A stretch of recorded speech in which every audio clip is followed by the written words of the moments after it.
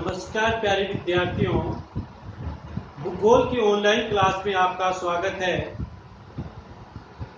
हम कक्षा 12 विषय भूगोल अध्याय 2 विश्व की प्रमुख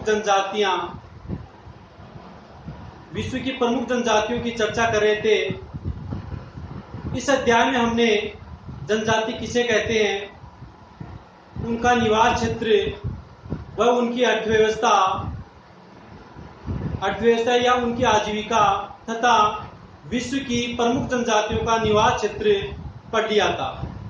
आज हम इस अध्याय में जो विश्व की प्रमुख जनजातियां दे रखी हैं उसके तहत पहली जनजाति एस्किमो जनजाति का अध्ययन करेंगे। तो प्यारे विद्यार्थियों, आज हम पढ़ेंगे एस्किमो जनजाति। जो एस्किमो जनजाति है वो बहुत ही प्राचीन जनजाति है। आज से लगभग 10,000 वर्ष पूर्व से यह जनजाति वर्तमान समय तक जनजातीय जीवन यापन करती आ रही है और ये विशेष तौर से आर्कटिक व बर्फीले प्रदेशों में पाई जाती है। तो जो एस्किमो जनजाति होती है, एस्किमो का शाब्दिक अर्थ होता है कच्चा मांस खाने वाला व या बर्फीले प्रदेशों के निवासी। तो एस्किमो का शाब्दिक अर्थ हुआ कच्चा मांस खाने वाला व बर्फीले प्रदेशों के निवासी। इनकी जो आजीविका का जो स्रोत है, एस्किमो जनजाति जो है, इनकी आजीविका का जो स्रोत है, प्रमुख स्रोत है आखेट यानी शिकार करना, मछली पकड़ना व संग्रहण। जो ध्रुवीय क्षेत्र है, टुंड्रा प्रदेश है, वहां पर बर्फीले क्षेत्रों में ये आखेट करते हैं, मछलियों का क्या करते हैं, शिकार करते हैं। तो जैसे जैसे हम एस्किमो जनजाति पढ़ेंगे, इनकी आखेट की 2 विधियां पढ़ेंगे। हम आखेट की 2 विधियां पढ़ेंगे कि बर्फीले क्षेत्र में किस प्रकार से ये सील मछली, व्हेल मछली, सील ऑयल मछली आदि मछलियों का क्या करते हैं, शिकार करते हैं। तो आजीविका का प्रमुख साधन आखेट, मछली पकड़ना व संग्रहण, और ये मंगोल प्रजाति से संबंधित है। जो मंगोलाइड प्रजाति है उससे क्या है, ये संबंधित है। तो एस्किमो जनजाति कौन सी प्रजाति से संबंधित है, मंगोल प्रजाति से संबंधित है। इनका निवास क्षेत्र विशेष तौर से ये किस प्रकार के, कौन से विश्व में कहां पर निवास करती है, विशेष तौर से ये विश्व में कहां पर निवास करती है।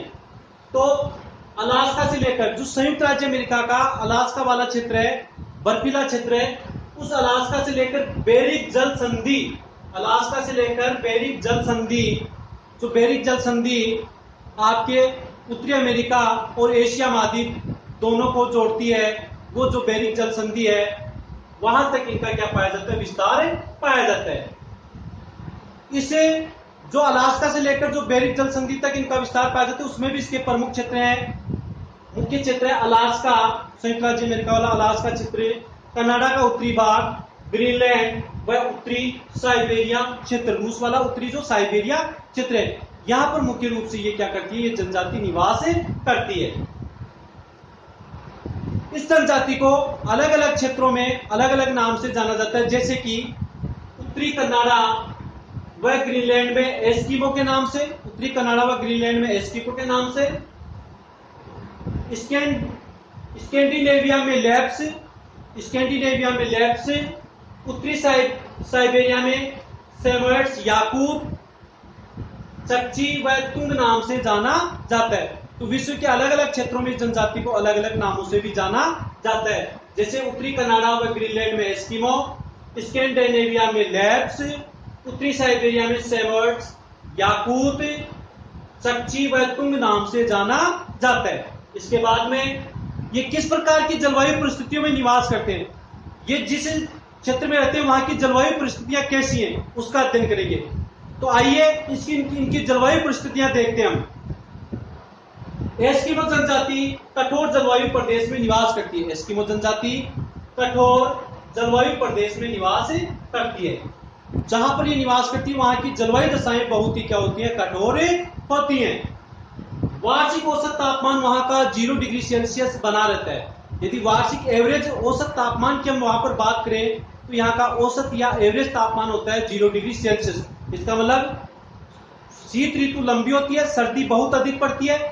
इसका मतलब यहाँ पर कठोर जलवायु की कठोर परिस्थितियां पाई जाती हैं। वर्षा यहाँ पर जो होती है वो हिम के रूप में होती है, हमेशा यहाँ पर वर्षा हिम के रूप में होती है। ग्रीष्म काल लघु होती है और इस लघु ग्रीष्म काल में जो लघु काल की अवधि, जो ग्रीष्म काल की जो अवधि लघु होती है, इस लघु अवधि में यहाँ पर शैवाल, लाइकेन आदि वनस्पतियां उगाती है। यहाँ पर प्रमुख रूप से कौन कौन से जंतु पाए जाते हैं इस जलवायु परिस्थिति में? भालू, ध्रुवीय भालू जिसको कहते हैं, लेमिंग खरगोश, कस्तूरी मृग, कैरीबाउ यानी रेंडियर, जो इनके सामाजिक व आर्थिक संपत्ति का क्या माना जाता है? एस्किमो जनजाति का धनी माना जाता है। अर्थात जितने उसके पास रेंडियर होंगे वो उतना ही समाज में क्या होगा? ताकतवर होगा। कैरीबाउ यानी रेंडियर पशु, जिसे ये स्लेज गाड़ी खींचते हैं, जो बर्फ पर खींची गाड़ी चलाते हैं, पहिए विहीन जो गाड़ी होती है उसको स्लेज गाड़ी कहते हैं। बाद में आगे पढ़ेंगे उनके बारे में। इत्यादि जंतु यहाँ पर पाए जाते हैं। इस प्रकार की कठोर जलवायु परिस्थिति में ये क्या करते हैं? निवास करते हैं। एस्किमो जनजाति के जो मकान होते हैं, इंपॉर्टेंट क्वेश्चन है, एस्किमो जनजाति के जो मकान होते हैं वो बर्फ के बने हुए होते हैं। वहां पर स्थानीय जो पत्थर पाए जाते हैं उनके, वह हवेल या सील या सी लोइन मछलियों की हड्डियों व खालों के बने हुए होते हैं। शीतकाल में जो बर्फ के मकान बनाए जाते हैं एस्किमो जनजाति के द्वारा, शीतकाल में जो बर्फ के मकान बनाए जाते हैं उनको इग्लू कहा जाता है। उनको क्या कहा जाता है प्यारे विद्यार्थियों? उनको इग्लू कहा जाता है। इंपॉर्टेंट क्वेश्चन है, एस्किमो जनजाति के द्वारा शीतकाल में जो बर्फ के घर बनाए जाते हैं या जो बर्फ के घर बनाए जाते हैं उनको क्या कहा जाता है? इग्लू कहा जाता है। लकड़ी प्लस व्हेल मछली की हड्डियां, लकड़ी प्लस व्हेल मछलियों की हड्डियों के ढांचे से बने मकान जो 5 से 6 फीट गहरा होता है, जो 5 से 6 फीट भूमिगत होता है या गहरा होता है, वह 5 से 6 फीट तो भूमिगत, वह 2 से 3 फीट ऊपर उठे हुए जो मकान होता है इनका, उसको क्या कहा जाता है? कर्मक कहा जाता है। एस्किमो का प्रमुख भोजन आपको पता ही है, कच्चा मांस खाते हैं। तो प्रमुख भोजन कच्चा मांस, जिसके स्रोत है ये कच्चा मांस कहां से प्राप्त होता है? इसको सील मछली, हवेल मछली व सी लोयन नामक मछली से प्राप्त होता है। कुछ वस्त्रों के बारे में यहाँ पर हम चर्चा करेंगे कि किस प्रकार के वस्त्र पहनते हैं, उन वस्त्रों को यहाँ पर किस नाम से जाना जाता है। तो देखो, वस्त्र में पहला वस्त्र है तिमियाक। वस्त्र में पहला वस्त्र है तिमियाक। जर्सी नुमा बाहेदार वस्त्र होता है ये। एस्किमो जनजाति के द्वारा जर्सी नुमा बाहेदार वस्त्र जो पहना जाता है उसको तिमियाक कहा जाता है। और अनुहाक किसे कहते हैं? दूसरा वस्त्र है अनुहाक। अनुहाक तिमियाक के ऊपर पहने जाने वाले वस्त्र को एस्किमो जनजाति के द्वारा जो तिमियाक के ऊपर जो वस्त्र पहना जाता है उसको अनुहाक कहा जाता है। तो तिमियाक हो गया और अनुहाक हो गया। इसके बाद में कार्मिक या मुखलुक्स किसे कहते हैं?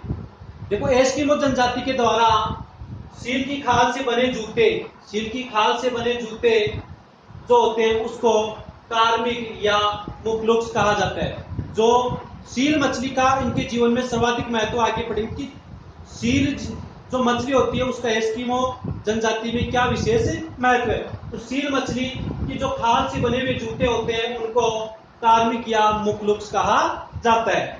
इनकी शारीरिक विशेषताएं, वेरी इंपॉर्टेंट क्वेश्चन है, जो एस्किमो जनजाति होती है उनकी शारीरिक विशेषताएं क्या हैं?